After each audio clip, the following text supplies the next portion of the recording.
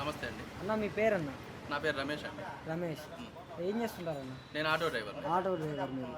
అంటే ఆటో డ్రైవర్లకి ఏ విధంగా ఉందన్న జగన్మోహన్ రెడ్డి అధికారంలోకి వచ్చిన సుమారుగా 4 సంవత్సరాల 10 నెలల కాలంలో మీకు నెల్లూరుకు సంబంధించి మీరు ఏమైనా ఇబ్బందులు ఫేస్ చేశారా జగన్మోహన్ రెడ్డి గారి గవర్నమెంట్లో?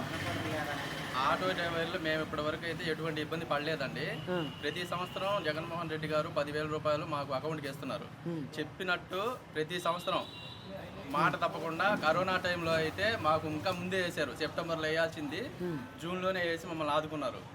అంతేకాకుండా ప్రతి సంవత్సరం మేము ఆటో డ్యూలు కానీ అవన్నీ సార్ ద్వారా కట్టుకుంటున్నాం, జగన్మోహన్ రెడ్డి ద్వారా. కానీ అలాగే ఇన్సూరెన్స్ కూడా మాకు 7,000 చిల్లర అవుతుంది. ఇప్పుడు ఆయన మాకు 10,000 వేయడం వల్ల ఆ 7,000 మాకు మిగిలినట్టే కదా.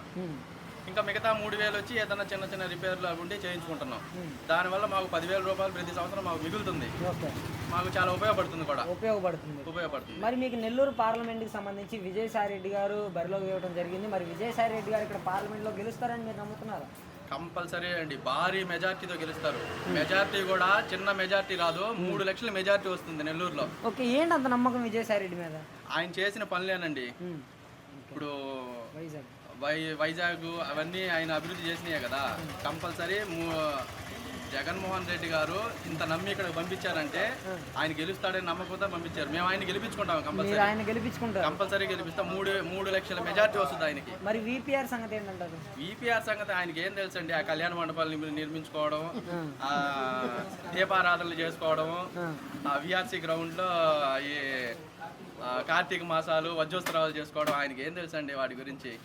ఇందాక అన్న చెప్పినట్టు ఒక కార్పొరేటర్ పేరు చెప్పమనండి ఆయన్ని. కరెక్ట్గా ఈ కార్పొరేటర్ పేరు చెప్పమనండి, అట్లాగే నేను ఒప్పుకుంటాను మీరు చెప్పినట్టు. ఓకే, మరి ఫైనల్ గా విజయసాయి రెడ్డి గారిని ఎదిరించే వాళ్ళు నెల్లూరులో లేరని మీరు నమ్ముతున్నారు? అది కరెక్ట్ కాదండి. విజయసాయి రెడ్డి గారు భారీ మెజార్టీతో గెలుస్తారు. అతనికి పోటీ ఎవరు రాలేరు, సమస్య లేదు. దానికి మేము ఒప్పుకోం. ఆయన ఢీ కొట్టే వాళ్ళు లేరు. పైన నెంబర్ 1 జగన్మోహన్ రెడ్డి గారు అయితే, నెంబర్ 2 విజయసాయి రెడ్డి గారు.